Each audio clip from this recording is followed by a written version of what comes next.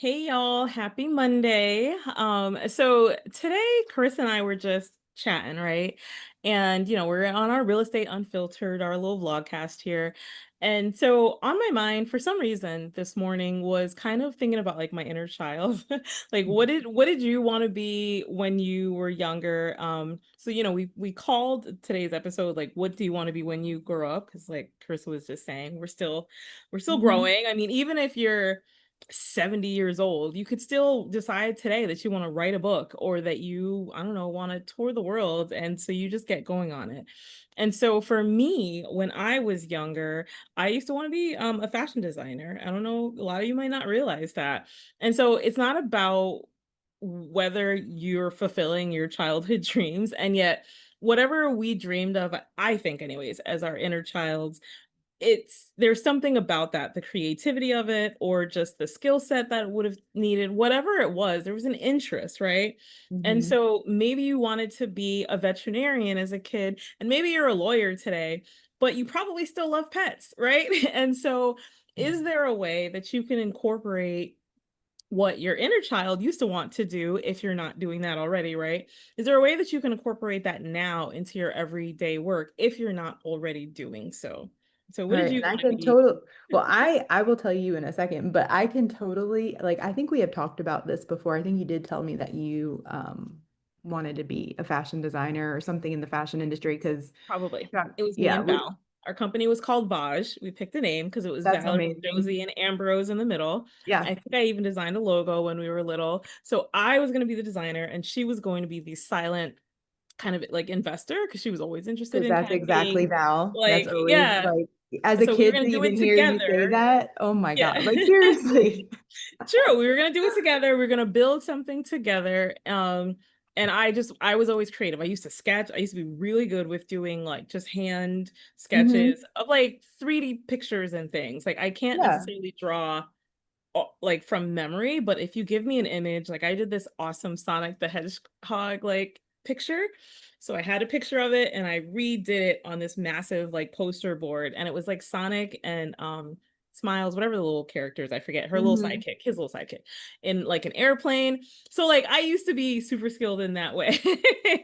Well, But I can see it though, because I mean, in everything, you don't, I mean, not necessarily talk about it a lot, but like you are always coordinating, like you'll have like earrings and bracelets, and you'll have like the cute mhm, top with like maybe a skirt that I would never even have thought to put together, but it works. mhm, mhm. And you're Yeah, not I still have afraid to a kind of push passion the for fashion. envelope a little bit, right? Yeah, And in a way that it's just your creativity coming out. right. And how that correlates in your life. Oh, very much so, because that's you designing websites and all of the above, like, just making, graphics and just Right. however you can incorporate it. Like I could Right. see that that's the part that you love, right? True. Even the Um, event planning stuff that I do and like the party favors, like when we do our movie events, it's not just about the event, it's about all the extra touches. It's about the mhm. details. And like if you're someone in fashion or like the details is what matters. And so that's a way of how my creative outlet is still able to be fulfilled in the real estate space, right? I'm still one of the people that you're not gonna catch me in like bummy sweats going to the office, for example, because what you wear matters. So even during COVID, like, yeah, there's definitely some days that you'll see me in like leggings and a t-shirt. And though Yeah. if I am showing up, so to speak, for something, how I present myself matters. And part of that comes from having an understanding about fashion beyond just clothes, but it's a representation of you, your self confidence, your self respect, and how you want other people to view you as well. Right. And so Yeah. that's the piece of it that people don't always understand. There's a big psychology behind it. And psychology is something that I am personally passionate about too. Yes, absolutely. Well, I wanted to be a lawyer, right? And in That today's tracks. right? So I have always had just a strong sense for justice. This we call this real estate unfiltered because we're real on it. So I used to get to a lot of fights when I was younger, and I promise you, yeah, right. I was not I'm I with a actually good, cannot see that as much. Like, yes, we kind of I like was not. fist fights or verbal, like, No, like verbal and fist fights. I was known for, I was like the anti-bully, right? When I say anti-bully, ah, like I've never yes. gotten into fights for myself. Not one fight has ever been for me. It's funny because the most of the time it's for people I don't even know. Like if I saw someone getting picked on the bus or, Mm-hmm. on the side of the street, like the neighbors used to call my mom all the time because I would be fighting a boy. Most of the time it was boys. Of course, it's fighting another boy, and it would be because they stole someone's bike or, so Mm-hmm. always have had such a strong sense for justice and This is why we're um, like similar, because that was always my like I'm the champion of the underdogs. Like that's yeah, literally part of my big why. So I completely can understand that. So I was yeah. the girl who was friends with the popular kids, but also with like the nerds, right? Hmm. I was just friends with everybody. And if you couldn't respect that, and if you couldn't be nice to the not popular kids, we were gonna have we were gonna have an issue. And so 100%. people wouldn't mess with people who I was friends with or mess with me also again because the popular kids would be the ones to come and defend me if needed, and I was very capable of holding my own. So this is why we're spirit animals. Yes. I seriously like true story, 11th grade year almost was my last year in high school because I had given up faith in the system and I was willing to fall on the sword for it. One of the kids in it was my marine biology class, and one of the kids in my class was being literally harassed and picked on by our teacher.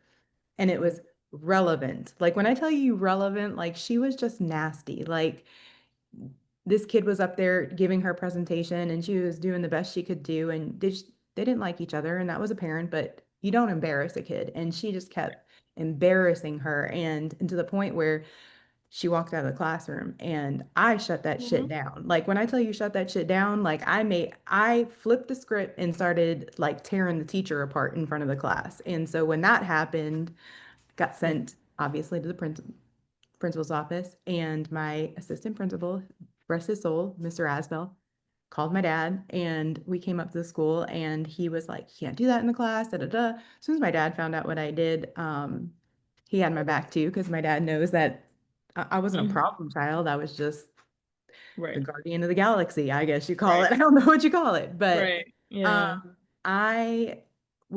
he was like, well, you can't go back to that classroom. You need that for, and then I'll quit. I said, I'll quit school. I said, I'll get my GED. No problem. I said, really, I said, I'm going to be successful regardless. I'll quit. And mind you, I had like a over 4.0 grade point average. I wasn't Hmm. like a not a good kid Right. in school. And so he finally, that's not the answer. So I obviously put my pride aside and ego down and continued and graduated high school. But Mhm.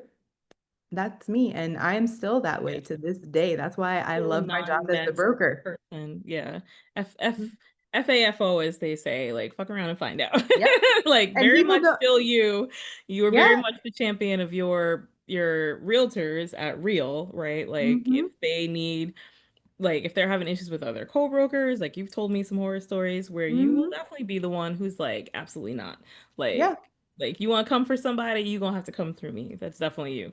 Listen, yeah, I might not be able to change the world, but I will stand behind your back. That's one thing I will do is advocate for you. And my agents know that. They do. Hmm. And I hope they, if any of them are in here and watching it, know I will have your back. If you're right, if you're wrong, I will still have your back, but we're gonna have a conversation afterwards because, you Right. know. Hmm.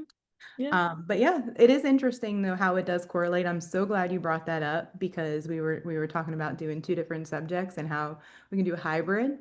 And so it was like making, what did you say? It was, you used the exact word. You said making, Well, um, you said so. I brought the idea, and she was like, "Oh, I wanted to be, a lawyer." And then she's like, "Well, I'm only a broker." I'm like, "No, no, no, no." I was like, "Because you might not be doing what you thought you would be doing, but you're still kind of using some of like those interests, right? Like, so as a Mhm. lawyer, very much like you need to know law, you need to know compliance, you need to know regulations. So as a broker, like Mhm. nailing it, right? So it's just being able to capitalize on like your deeper interests. That's kind of the point of what we mean. So like what do you want to be when you grow up? So what are the Mhm. things that truly matter to you and how do you incorporate that in your everyday? I think being able to think outside the box and realize some of those things, if you're feeling unfulfilled, because you're missing something, right? And so what are you missing? Maybe it's relationship wise and you're not catering to the right type of clients, right? So you're out of Mhm. alignment there. Maybe it's just personally. And then personally wise, like you're just missing a piece, but maybe it is just skill set wise, like you're not taking advantage of the things that make you you, right? Like they always say some of the problem childs, to use your terms, are the ones who are bored in school, right? They're actually, whether it's because they're smarter or because they're not fulfilled by the class Mhm. content. And so you have to realize that it's not always that they're being disruptive because they're bad kids. Sometimes they need more than what you're giving to them. And it takes a really special teacher to see that and Yeah. to help nurture that, if you will, right? And so we're not at the stage where we have teachers, but you might have a coach, you might have a mentor, you might be part of Mhm. our real estate community, right? Where we try to help identify some of those gaps in our Ops Insider members, for example, and help them realize it. If you're feeling like there's a gap, it might be because of something like this, you know? 100%. And I know we're a little bit over, but I think this is worth talking about because yeah, we you said it just a second ago. I don't even know how to say this, but when I said, "Oh, I wanted to be a lawyer," but then I took the lesser route and maybe it's not a lesser route, right? When I say not a Right. lesser route, the reason I'm saying that is because just like you said about using the skill set that is what interested me in being an attorney is allowing me to do what I do. And so you knowing me, okay, so we know each other. Sometimes attorneys have to do things that are maybe not in alignment with their moral compass. And that's not okay with me. So can you imagine me have like I would be stressed to the max, like having to do things that are not right? I don't think that would work. So Right. there, everything unfolds for a reason. And you said about having a coach. That's where I was going with all this is I didn't know I wanted to be a broker. I didn't know I wanted to be a coach. I didn't know any of that until I hired a coach. Hmm. And so I've told this story many of times and I give credit where credit's deserved. I hired David Patterson as my coach. And after like the second session, he's like, I'm going to give you your money back.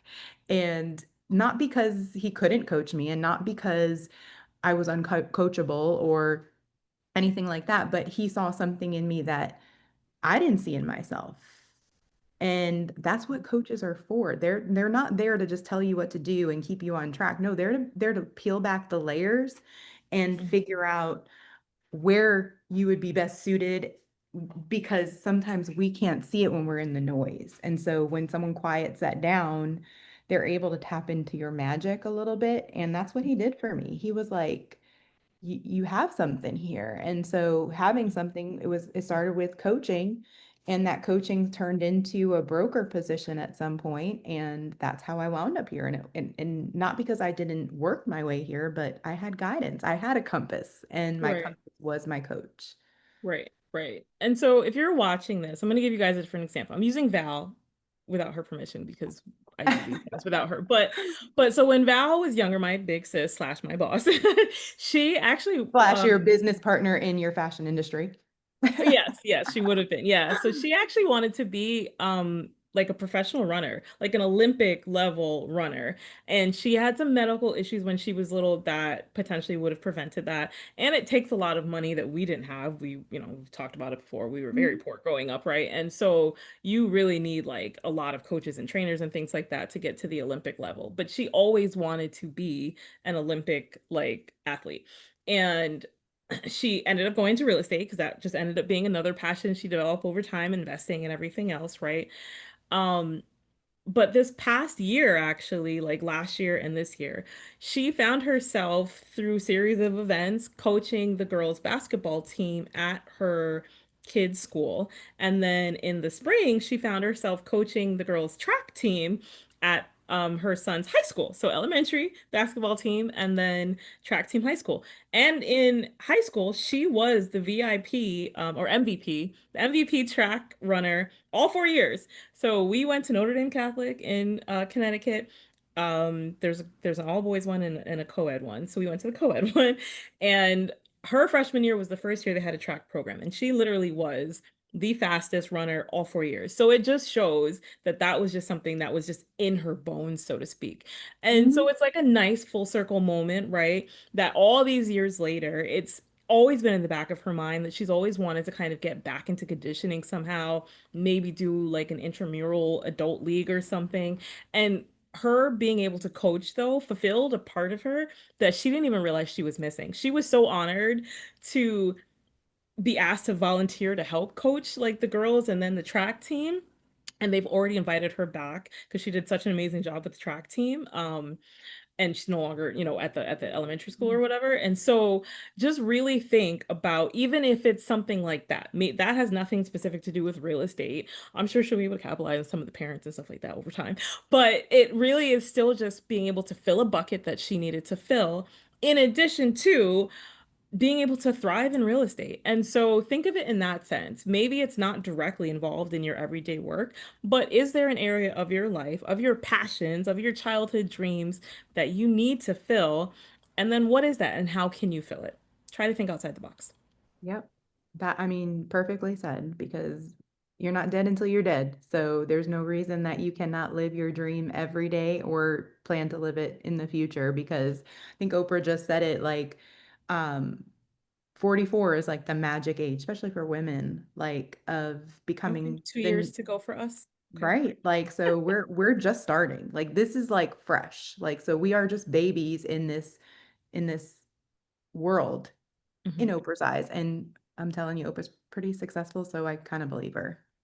Yeah, no, I agree. And if you're someone who's struggling, if you're like, oh, well, I used to want to be this, but I can't think of how to incorporate that in my life now, please reach out to me. I am someone who I'm great with coming up with ideas off the cuff, and so is Carissa. So comment or just reach out to us privately, DM us. Like, I would love to just have that conversation and just be able to spitball with you and help you think, brainstorm different ways that you can incorporate your inner child's dreams into your everyday life now. Absolutely. Okay.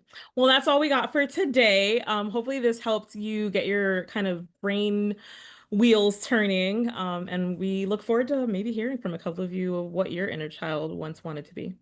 We would love to. So please let us know. Even if you just drop it in the comments. I'm just curious. It's always fun to see what people wanted to be and what they are now. So leave Yeah, us some comments. absolutely. Yeah, perfect. All right. Have an amazing week, guys.